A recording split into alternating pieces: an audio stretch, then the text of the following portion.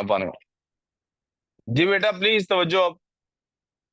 कल हम डिस्कस कर रहे थे followers को, और हमने शाह वलीउल्लाह को डिस्कस कर लिया था। मैंने उनसे पूछा कि आप प्लीज बताइए कि इनमें से सबसे ज्यादा किसने काम किया है। बेटे विहा, इधर तवज्जो करो। और मैंने कहा था आपने तीनों में से एक के बारे में अल्टीमेटली ये कहना है, कंक्लूड करना है कि इसने सबसे ज्यादा काम किया है। जिसके बारे में आप ये कंक्लूजन देना चाहेंगे कि इसने सबसे ज्यादा काम किया है, उसको आप 3 पैराग्राफ्स दें और बाकी दोनों को 2-2 पैराग्राफ्स दें। मैंने कहा था मैं ये समझता हूँ शाह वलीउल्लाह की जो इसके अंदर कंट्रीब्यूशन थी, उसको सबसे ज्यादा इंपॉर्टेंस हासिल है। जो काम शाह वलीउल्लाह ने किया है वो इनके कामों से ज्यादा, इनके काम भी इंपॉर्टेंट है बाकी दोनों के, लेकिन शाह वलीउल्लाह ये कुरान को ट्रांसलेशन कर देने वाला यही सबसे बड़ा काम है। इस बेसिस के ऊपर मैंने के लिए 3 पैराग्राफ्स लिख दी। And this is where Shah Waliullah वाला निजाम वाज एंडिंग। यहां से आगे अब हम डिस्कस करने वाले हैं। After Shah Waliullah and other names stands out in the contributions to the revival of Islam in the subcontinent। Shah Waliullah के बाद एक और नाम है जिसकी contributions revival of Islam के लिए सब कॉन्टिनेंट में बहुत इंपॉर्टेंट है। बिफोर 1850, ये भी 1850 से पहले की बात हो रही है। मैंने आपको कल भी बताया था, बिकॉज फॉर्मर भी है सर सैयद अहमद खान, उनका उसने नहीं पूछा। यार इधर तवज्जो करो, छोड़ो अपने का। हाजी शरीयतुल्लाह उनका नाम क्या है?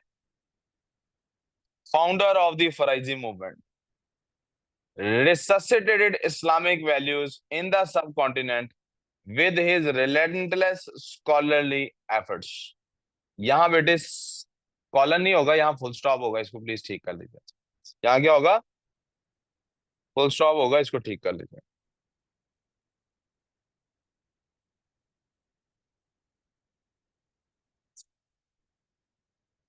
हाजी Shariatullah founder of the Faraizi movement resuscitated. Resuscitate क्या होता है बेटे? रिससिटेट कोई बंदा मर रहा हो, उसकी सांस बंद हो गई, उसका दिल धड़कना बंद, या सांस उसकी आनी बंद हो जाए, तो वो जो एंड में उसको सीपीआर दे के दोबारा सांस दिलाने की कोशिश करते हैं ना, उसको रिससिटेशन कहते हैं। उसको क्या कहते हैं? रिससिटेटेड इस्लामिक वैल्यूज, क्योंकि इस्लामिक वैल्यूज सांस तोड़ रही थी यहाँ पे। In the subcontinent with his relentless scholarly efforts, relentless ना थकने वाली scholarly efforts. Haji Shariatullah was a son of a farmer, वो एक फार्मर के बेटे थे। He opened his eyes in an environment Muslims had lost control of the land. ऐसे माहौल में आंख खोली जहां मुसलमान जो कि पहले हुक्मरान थे, अब उनका लैंड पर से कंट्रोल खत्म हो गया था। The pageants were heavily taxed, pageants यानी कि किसानों पे बहुत ज्यादा टैक्सेशन थी। And the influence of Hindu and British culture was pulling the Muslims away from Islamic values. और हिंदू और मुस्लिम जो इंग्लिश कल्चर था वो मुसलमानों को बहुत ज्यादा इम्पैक्ट कर रहा था। आप आज ही देख लीजिए, मुसलमान जो है, मर्द हो या खवातीन हो, वो कैसे दिखना पसंद करते हैं। आपको क्या लगता है, पैंट शर्ट ज्यादा कंफर्टेबल होती है शलवार की वजह से? नहीं, ज्यादातर लोग ऑफिशियल सीटिंग में कहीं अपने आप को बड़ा दिखाना हो तो कैसे। मैं बैंक गया कल, परसों तो नहीं, 2-3 दिन पहले बैंक गया। मैं ना शलवार कमीज पहनी हुई थी, न्यू बैंक गया था जहां मेरा अकाउंट नहीं है। जहां मेरा अकाउंट है ना वहां जाओ तो वो तो पहले ही वो बड़ी इज्जत से मिल लेते हैं, उनको पता होता है सर के पास 200-400 रुपया है। तो न्यू बैंक गया हूँ जी अकाउंट खुलवाने के लिए, वो कोई लिफ्ट ही ना कराए, मिले ही ना, मतलब वो कहे सर का रंग ही नहीं गोरा तो सर से क्या मिलना है। उन्हें क्या पता मैं सर हूँ। हाँ जी, और वैसे भी दिखने में जरा थोड़ा सा शायद एज से निस्बतन यंग लगता हूँ, तो वो आमतौर पे ज्यादा सीरियस लेते नहीं शुरू में। आज मैं पैंट शर्ट पहन के चला गया, आज बड़ी इज्जत से मिल रहा था। आज उन्हें लग रहा था पता नहीं मेरे पास कितने के पैसे हैं, हालांकि 2-3 दिन पहले मेरे पास ज्यादा पैसे थे आज की निस्बत। इसका मतलब है इज्जत उन्होंने, पहला फर्स्ट इंप्रेशन किस चीज का उन्होंने काबिल इज्जत समझा, कि मैं अंग्रेजों के कितना करीब दिखता हूँ। अब कोई बात समझ आ रही है? ऐसा क्यों? अच्छा आप जाए ना अगर अरबिया अरब कंट्रीज में, आप में से कौन कौन अरब कंट्री, आयशा साहबा सर इधर तवज्जो करनी है, आप में से कौन कौन अरब कंट्री गया हुआ है या उसके कोई रिश्तेदार कंट्री में रहते हैं? अब वो ना वहां पे किसी ने पैंट शर्ट पहनी हो तो उसको मुलाजिम समझते हैं। क्योंकि वहां पर जो गोरे रहते हैं वो मुलाजमत करने आए होते हैं, वहां पर पैसे वाला असल में वो जुब्बे में होता है। आपको पता है इन्फ्लु इतना ज्यादा इम्पैक्ट होता है और इन्फ्लुएंस होता है कि आपका सुपीरियर किसको समझा जाता है। यहाँ पे तो सिर्फ कपड़ों की मैंने बात कर दी है। आप सोचिए इबादत में क्या होता होगा, इसको अपने पास रखें, फुल लेंथ एक ईयरली में से पेपर सॉल्व करें। आप सोचें इबादत में क्या होता होगा। कई लोगों को मैं जानता हूँ मजहबी पेशवा बने हुए हैं, मजहबी पेशवा बने हुए हैं। पेशवा समझते हैं ना, बहुत बड़े पीर साहब बने हुए हैं, उनकी करोड़ों की फॉलोइंग है। अमेरिका में रहते हैं, क्लीन शेव करते हैं ताकि वहां एडजस्ट हो सके। और वो उनके एक फॉलोअर ने मुझे बताया कि वो उनको पीर साहब को पता नहीं क्या कह के बुलाता है, कहता वो रोते हैं जब भी शीशे में अपनी शक्ल देखते हैं कि मेरे चेहरे पे दाढ़ी नहीं, सुन्नत रसूल नहीं है। लेकिन क्या करें, मॉडर्न दौर में उनको इस्लाम की तरफ लोगों को दावत देने के लिए, अपने करीब करने के लिए, अपने से जोड़ने के लिए क्लीन शेव करनी पड़ती है। आप सोचें कि कितना बड़ा इम्पैक्ट होता होगा उस जमाने में जब हम बकायदा सारे के सारे नौकर थे। आज भी देख ले, it is as simple as, यहीं से देख लीजिए। फौजी शहीद होता है तो उसकी कबर पे क्या होता है, बैंड बाजा बजता है कि नहीं बजता। क्या फौजी के शहीद होने पे उसकी कब्र में बैंड बाजा बजता है कि नहीं बजता है।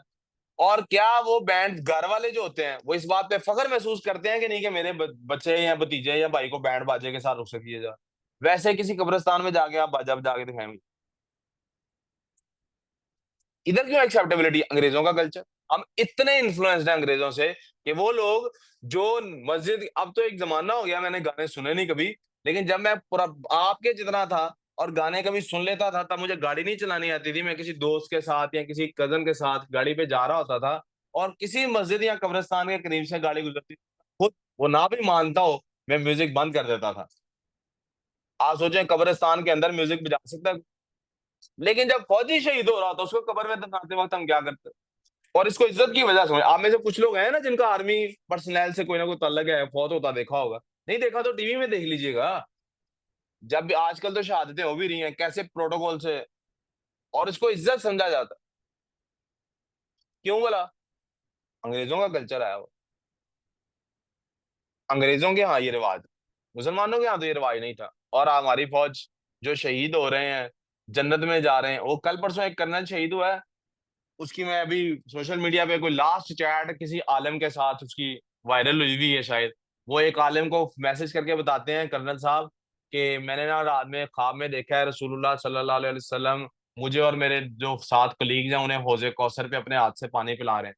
तो मौलाना साहब कहते हैं जी बहुत अच्छा ख्वाब है माशाल्लाह, इससे साबित होता है आप लोग हक पर हैं और आपका दुश्मन बातिल पर है। यही मौलाना साहब को तालिबान में से कोई ख्वाब सुनाता तो पता नहीं क्या कहते, लेकिन इधर कर्नल साहब को उन्होंने ये बताया। और मुझे इस बात में कोई शुबा भी, मैं कम से कम क्लियर हूं इस बारे में कि तालिबान जो काम कर रहे हैं या करते आ रहे हैं काफी जमानों से, वो उसको अगर कोई 100% अच्छा और सही समझता है, मैं क्लियर हूं, मैं उसको 100% अच्छा और सही। यस, कुछ अच्छी चीजें भी होंगी पर बहुत सारी चीजें अच्छी नहीं भी हैं। ये पिछले दिनों भी जैसे एक औरत को अफगानिस्तान में उन्होंने गोली मार दी, ये बलूचिस्तान में, हाँ गोली मार दी इस चक्कर में कि ये किसी और के साथ चक्कर चला रही है। तो ये पता नहीं कौन सा इस्लाम ये लोग लेके आए, अपनी तरफ से सजाएं बना ली हैं और अपनी तरफ से पता नहीं क्या कुछ हो रहा है। खैर, कोड़े मार रहे थे या पता नहीं पत्थर मार रहे थे, I don't even remember. We can agree to disagree. उनको वो बात ठीक लगती है उन्होंने उस पर अमल कर लिया, मुझे वो बात ठीक नहीं लगती मैं उस पर अमल। आप अजान होगी तो मुझे बता देना, वैसे ये फैंस ऑफ कर दो ना, अगर 2 मिनट अजान होगी पता लग यार, ये फैंस ऑफ कर देना मुनीब।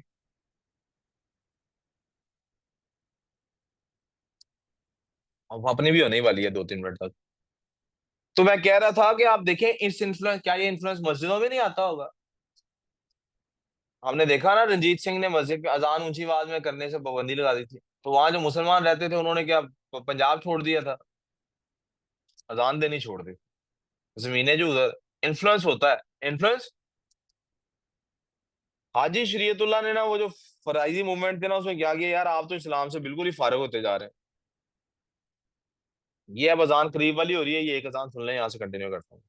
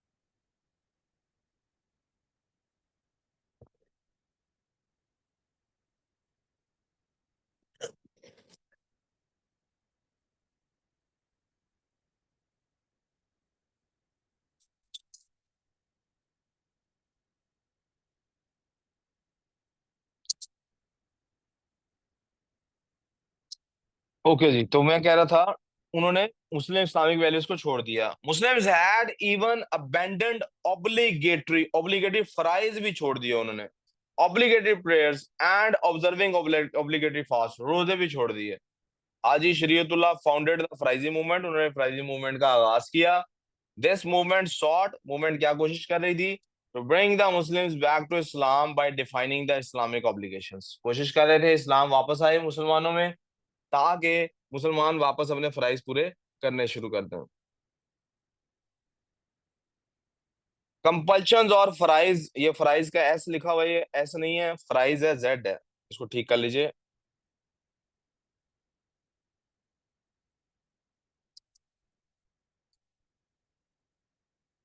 एंड इम्प्लोरिंग, इम्प्लोर होता है किसी पर जोर देना, इम्प्लोर क्या होता है, फ्राइज के स्पेलिंग ठीक कर लो। The Muslims to safeguard at least the pillars of Islam, यार कम से कम जो अरकान इस्लाम है उनको तो फॉलो कर लो।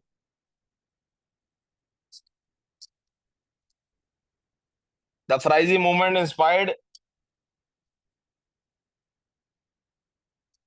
The Faraizi movement inspired a lot of following, एक सेकंड प्लीज, सॉरी।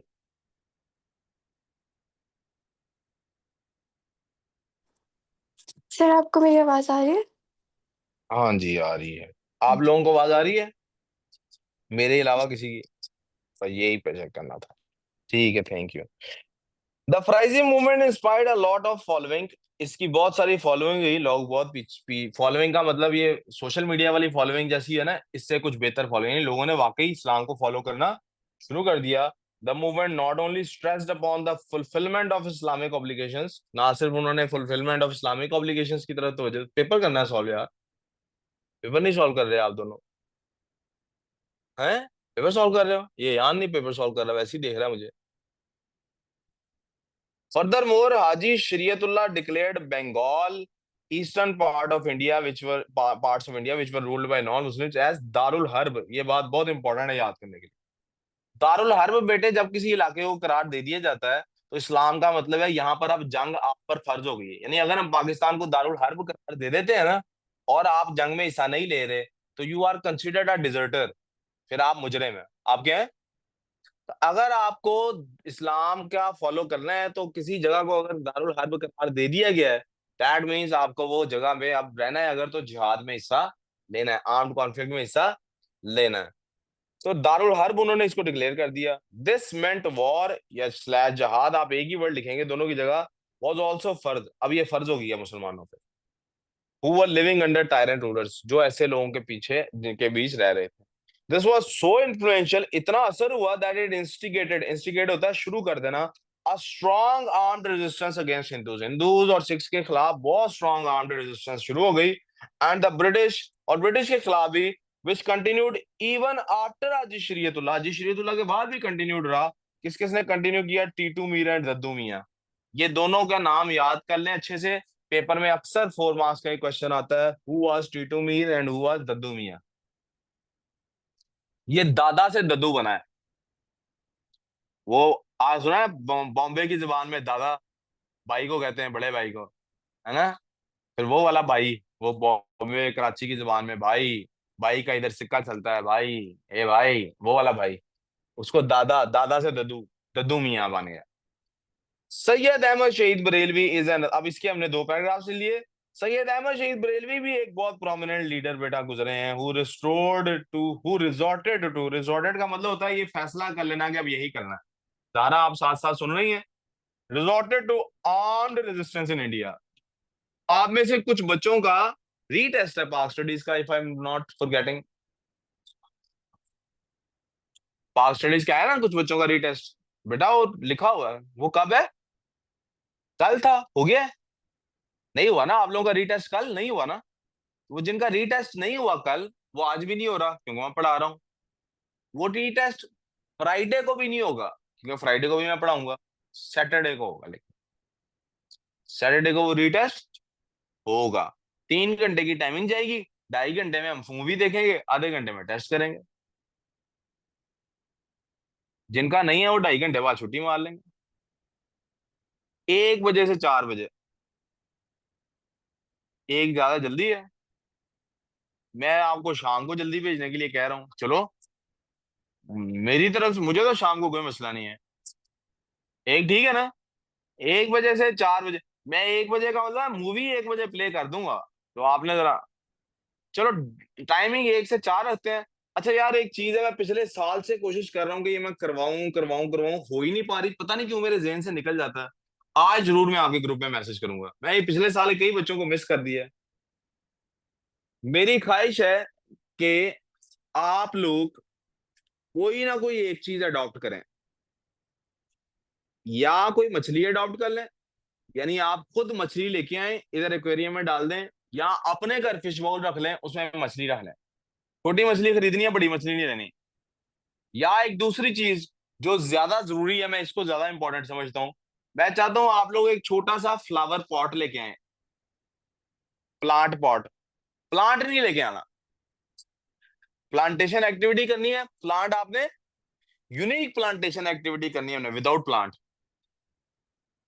आपने सिर्फ मिट्टी का एक बर्तन लेके आना जिसमें मिट्टी भरी हुई है, और साथ सीड लेके आना, सीड बहुत सस्ता मिल जाता है। और आपने यहाँ पर प्लांट करना है मेरे सामने उस पॉट के अंदर सीड। क्या प्लांट करना है? उसको आप यहाँ एकेडमी में रख देंगे, मुझे बहुत अच्छा लगेगा कि आपका मेरा रिश्ता मजीद मजबूत हो गया, क्योंकि आप चले भी जाएंगे तो वो यही होगा, आपके लिए एक वजह वजह बन जाएगी। उसको आप घर ले जाना चाहें घर ले जाएं, मुझे कोई इतराज नहीं। ये क्यों करना है? अल्लाह ताला ने कुरान में कहा है कि इसमें अकल वालों के लिए निशानी है। I want to teach you guys patience. मैं चाहता हूं आप देखें एक ऐसा जादू है कि एक नॉन लिविंग सीड में से कैसे एक लिविंग ऑर्गेनिज्म फूड निकलता है। और आपने कई दफा ये टीवी में सुना देखा होगा, इंटरनेट पे देखा होगा, किताबों में पढ़ा होगा, लेकिन यकीन करें, वो जैसे आपको पता है ना कि लोग बाप बनते हैं, आपके पेरेंट्स को आपने बाप बनते देखा ही है ना, मतलब किसी का भी छोटा बहन भाई हुआ है तो उसकी आंखों के सामने पेरेंट्स माँ बाप बने। आपने अपने कजन्स को किसी को पेरेंट्स बनते देखा होगा, आपने सुना होगा पेरेंट बनने की बड़ी खुशी होती है। लेकिन असल में रियलाइजेशन इसकी कब होती है? जब बंदा खुद माँ या बाप बनता है। उससे पहले इसकी रियलाइजेशन वो जब आप जिस, जैसे आपने कितना ही सुन लिया हो कि फलां जगह की कॉफी बहुत मजेदार है, जब तक पियेंगे नहीं रियलाइज। इसी तरह बेटा जब तक खुद अपनी आंखों से अपने हाथ से लगाए हुए बीज से प्लांट निकलता नहीं ना देखेंगे, जो फीलिंग है ना इसके पीछे, जो सेंस ऑफ रिस्पॉन्सिबिलिटी है, जो पेशेंस है कि आप देखते हैं कैसे एक बीज में से एक पूरा पौधा निकलता है, वो नहीं आप सीख पाएंगे। सैटरडे को वो भी करेंगे इंशाल्लाह, इसी सैटरडे को 5 तो 10 मिनट लगेंगे। आप सब अपना अपना सीड वो कीजिएगा प्लांट, आपकी तस्वीर खींचेंगे एंड दैट्स इट। तस्वीर सोशल मीडिया पे लगा के आपको टैग कर देंगे ताकि आपको याद रहे ये हमने किया है। अब इसलिए कोई अपनी शक्ल धो के आए कि ना धो के आए, मैंने क्यों करा के आना, क्योंकि हाथों की तस्वीर होगी ना। सही है? ओके, नाखून चाखून काट के आना, वो ना हो इधर से शीट डाल रहे हो तो गंदे से बड़े बड़े नाखून नजर आ रहे हो। ठीक है। Sayyid Ahmad Sheikh Barelvi is another prominent leader who resorted to armed resistance in India. Share नहीं हो रही, कर देते हैं, रिकॉर्डिंग तो चल रही है ना जी।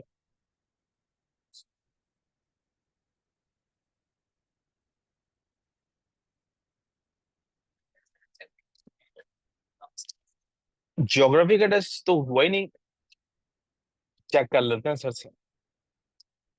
अनदर सुने बेटे, इन्होंने भी बेटे आर्म्ड कॉन्फ्लिक्ट का सिलसिला कल गया है। Syed Barelvi was a scholar, ये भी एक स्कॉलर थे असल में। He had spent his early life studying Islam, शुरू में बेटे वो इस्लाम पढ़ते थे, प्लीज जरा नोट्स पे तवज्जो करें। He had also studied in Madrasa Rahimia. Later on, seeing the tyranny of Ranjit Singh के खिलाफ थे असल में, and other non-Muslim rulers who had recently come to power, Syed Barelvi realized and propagated. Propagate का मतलब होता है आपने दूसरों को कायल किया। That resistance was imperative. Imperative का मतलब होता है लाजमी होना किसी चीज का। For the Muslims, in a way, Sayyid Barelvi was the first man of academia. Academia क्या होता है? पढ़े लिखे लोगों में से ये पहले पढ़े लिखे आदमी थे जिसने जो बिलीव करते थे in the power of sword as much as the power of pen. जितना इनको कलम की ताकत पे यकीन था उतना ही इनको तलवार की ताकत पे भी। वरना जो एकेडेमिया के लोग होते हैं वो यूजुअली क्या करते हैं, वो कहते हैं कलम ज्यादा ताकतवर होता है, कलम पे बात करते हैं। और जंग लड़ने वाले क्या कहते हैं, तलवार ज्यादा ताकतवर। जैसे फौजी साहब है ना, फौजी साहब बिलीव करते हैं उनकी ट्रेनिंग ज्यादा स्ट्रांग होती है। राइटर जो होता है ना, वो कहता है मेरा कलम ज्यादा स्ट्रांग है। और मैं आपको बता रहा हूं बेटे, प्रेजेंट में हमेशा ताकत गोली के पास होती है, फ्यूचर में हमेशा ताकत कलम के पास होती है। प्रेजेंट से मुराद, आज के जमाने में आप पर इंडिया अटैक कर दे, तो आपके पास सिवाय इसके कोई हल नहीं है कि आप खुद उसके खिलाफ जंग लड़ रहे हो। तो आप सारे राइटर्स बन जाएंगे, तो मुल्क तो आपके हाथ से निकल जाएगा। लेकिन आज अगर आप कलम उठाते हैं किसी ऐसे सरबराह के खिलाफ जिसके पास ताकत है, जो आपको गोली मरवा देगा, उठवा देगा, डाला आ जाएगा, आपकी लिखी हुई पोएम, आपका लिखा हुआ मजमून, ये अगली कई नस्लों तक जिंदा रहेगा। वो जो फौजी है रिटायर होने के बाद खत्म हो जाएगा। वो जो मिलिटेंट है अगर, तो वो मिलिटेंट भी खत्म हो जाएगा। वो अगर पॉलिटिशियन है तो वो पॉलिटिशियन भी खत्म हो जाएगा। जब तक उसके बाद वो होता है, वो तभी तक रहता है।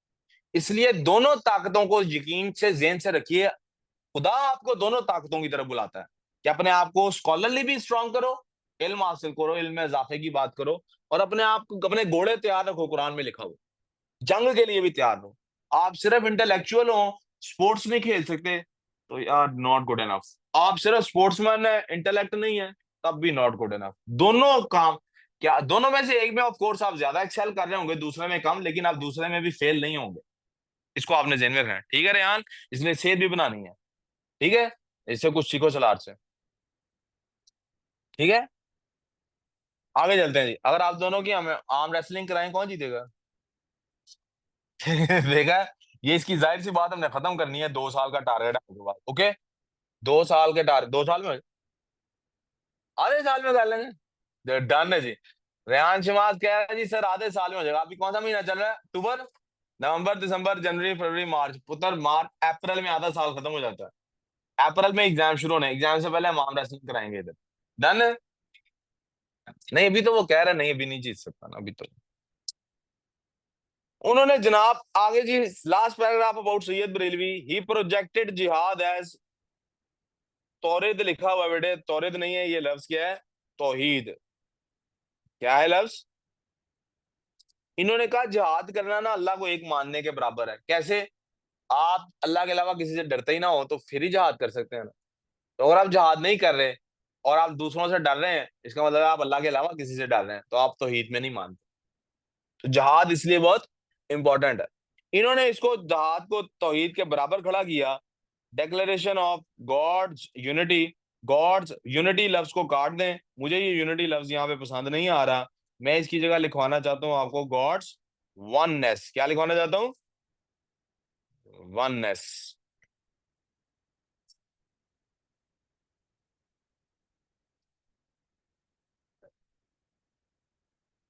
This was labelled as Wahhabi, और लोगों ने इनको क्या कहना शुरू कर दिया? ये क्या है? He inspired a lot of scholars who did not have military training but were ready to give their life for this movement. ऐसे बहुत सारे स्कॉलर्स थे, उनके पास मिलिट्री की ट्रेनिंग नहीं थी, लेकिन उनका यार क्या जबरदस्त बात की है, हम तुम्हारे साथ हैं, जंग होगी, जीना होगा, मरना होगा, धरना होगा, धरना होगा, लड़ाई करेंगे। Hence, he started the jihad movement, claiming the Muslims should be ruled by Muslims. This jihad movement strongly resisted sects and colonialism. He sought to establish a Muslim state in areas which now sought to rule. NWFP and the Punjab Muslim state. He implored the Muslims to fight for their religion, not just with words and pen, but also with guns and swords. वो कहते थे सिर्फ खुतबे ना दिए जाया करें, असल में मैदान अमल में रुक के लड़ाई करें। यार आप दोनों पेपर नहीं कर रहे, फिर डिस्कशन अपना अपना करना है, तो एक दूसरे से पूछे बगैर करना है। नहीं समझनी ना, देखना है आप कहाँ खड़े हैं, वो समझने वाला काम बाद में इस पेपर के। All three reformers have contributed to the revival of Islam in the subcontinent. ये सबसे इंपॉर्टेंट पैराग्राफ है। ऊपर जहां तक लिखा है वहां तक 12 नंबर मिलते हैं, आखिरी 2 नंबर इससे मिलते हैं। आखिरी 2 नंबर ही सबसे मुश्किल होते हैं। सबने बहुत कंट्रीब्यूट किया है। Each part of the machine plays an important role in its working. Machine का हर पार्ट बड़ा इंपॉर्टेंट होता है। Comparing the contribution of one part with other is not entirely fair. आप एक पार्ट को दूसरे से कंपेयर करते हैं, ये कोई फेयर बात? अब एकेडमी रन करने के लिए मैं ज्यादा इंपॉर्टेंट हूँ या फाज? अनफेयर बात है। आप कहेंगे मैं ज्यादा इंपॉर्टेंट हूँ, ये अनफेयर बात है। फाद ना हो तो बच्चे बाहर शोर शराबा कर रहे हो, उनको बच्चे आने वाले आए ना, घर वाले पेरेंट छोड़ के हो, वो अंदर ही ना आए, बाहर से कहीं बाहर निकल जाए, कौन जिम्मेदार है? बाहर कोई सिक्योरिटी के लिए बंदा खड़ा है तो वो भी इंपॉर्टेंट। हमारी इंपॉर्टेंस को कंपेयर करना फेयर बात नहीं है। लेकिन अगर फिर भी for the sake of question आपको कंपेयर करना ही पड़े, तो it is evident from the above that Shah वलीउल्लाह's efforts have impacted the Muslims of the subcontinent the most। जाहिर है सबसे ज्यादा लोग यहाँ पर फाह की वजह से आ रहे हैं कि मेरी वजह से? तो इट इज अनफेयर कि हमें कंपेयर किया जाए। लेकिन अगर फिर भी आप सवाल के जवाब के लिए जबरदस्ती कंपेयर करेंगे ही करेंगे, तो फिर हमें किसी एक का नाम लेना है, and we took that name, Shah Waliullah. ये आपके 2 मार्क्स के लिए बहुत जरूरी है। His work not only influence the contemporaries. यार इधर काम पे तवज्जो रखें ना। आपका कोई तवज्जो है मानूर काम पे, तो बाकियों की भी रहने दो। His works not only influence his contemporary, कौन से होते हैं? जो उसी दौर के होते हैं। ना सिर्फ कंटेम्परेरी को उन्होंने इंस्पायर किया, बल्कि बाद वाले लोग भी आज तक उनसे इंस्पायर हैं। और अब आ गए हम अपने शॉर्ट आंसर्स पे, दो पे। Who was Titu Mir? 4 number का सवाल है, पूरा नाम याद कर लें। सैयद मीर निसार अली और the Bengali revolutionary and anti imperialist. ये अंग्रेजी गोरों के खिलाफ थे, ब्रिटिश इंडिया के। He was born to a peasant family, ये भी एक मजदूर किसान के घर पैदा हुए थे 82 में, वेस्ट ऑफ बंगाल में। ब्रिटिश ने इन्हें British had appointed the governor and Bengal was ruled by the British. उस जमाने में ब्रिटिश का गवर्नर आ चुका था 1782 में। ब्रिटिश 1781 में ही ब्रिटिश ने अपना गवर्नर लगाया था। पीछे पढ़ा है ना हमने ये एसी वाला। Titu Mir was first and that वो Titu Mir saw first and the terrible lives of the farmers. Titu Mir ने अपनी आंखों से देखा कि कितना ज्यादा मुश्किल जिंदगी गुजार रहे हैं वो जो फार्मर्स हैं। इधर लाइव्स करें जी, लाइव नहीं है। He was inspired by Syed Ahmad Shahid Barelvi. Ahmad Shahid Barelvi जो कि ईस्ट में, इधर वेस्ट में काम कर रहे हैं, उनसे बहुत ज्यादा वेस्ट में एनडब्ल्यूएफपी पंजाब में, उनसे ये इंस्पायर्ड थे इन रिलीजियस थॉट। एंड हाजी शरीयतुल्लाह जो कि राइट साइड पे, ईस्ट वाली साइड पे काम कर रहे थे, उनसे भी वो इंस्पायर्ड थे। यानी अगर मैं मैप बनाऊं तो ये बंगाल है बेटे, ये पंजाब और एनडब्ल्यूएफपी है। बंगाल के वेस्ट में वो काम कर रहे हैं, हाजी शरीयतुल्लाह यहाँ कहीं पे काम कर रहे हैं। तो ये स्कॉलरली इनसे इंस्पायर्ड थे, वहाबीइज्म से इंस्पायर्ड थे। लेकिन अनस्कॉलरली आर्म्ड कॉन्फ्लिक्ट में ये इंस्पायर्ड थे हाजी शरीयतुल्लाह से। कोई कंफ्यूजन? ओके जी। तो दोनों से इंस्पायर्ड थे, दोनों का मिक्सचर थे। आगे चलते हैं जी।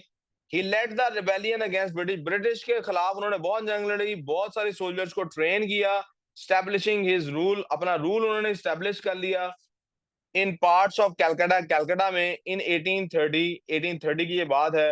What was defeated in the battle bye the British 1831। 1831 में ये भी डिफीट हो गए थे। 1831 में ही अपने सैयद बरेलवी भी बालाकोट में मारे गए। ये भी 1831 में, और इंजरीज की वजह से 32 में ये मार गए, उन्हीं इंजरीज से जो 1831 में आई थी। ददुमिया कौन थे? मोहसिनुद्दीन Ahmad was a 19th century Islamic revivalist. He became the leader of the Faraizi movement and kept it alive after Haji Shir. He was also involved in the rebellion of 1850, 1857. कोई confusion? All clear? यहाँ से आगे इंशाल्लाह कल पढ़ेंगे। अब जो अपनी वजू करते हैं, मेरा वजू है, आए नमाज की ब्रेक करते हैं, and then will move forward with the Urdu की क्लास।